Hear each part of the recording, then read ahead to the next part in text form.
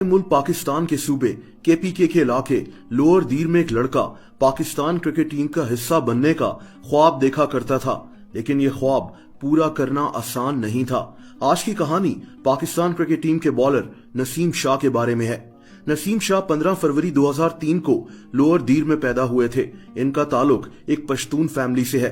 नसीम शाह को बचपन से ही क्रिकेट खेलने का जुनून था, लेकिन इनके वालिद को इनका क्रिकेट खेलना बिल्कुल भी पसंद नहीं था। वो ये चाहते थे कि नसीम अपनी तालीम की तरफ तवज्जो दे या फिर मुल्क से बाहर जाकर कोई नौकरी ढूंढ ले, लेकिन नसीम शाह अपने वालिद की डांट टपट के बावजूद चोरी छुपे क्रिकेट खेला करते थे। एक दिन नसीम शाह क्रिकेट मैच की वजह से घर देर से पहुंचे। इनका ख्याल था कि इनके वालिद सो चुके होंगे, लेकिन इनके वालिद तो दरवाजे पर खड़े इनका घर आने का इंतजार कर रहे थे।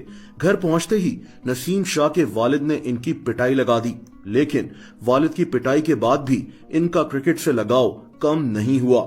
यहाँ नसीम की वालदा इनकी सबसे बड़ी सपोर्टर थी। इनके बड़े भाई भी इनका बहुत साथ दिया करते थे।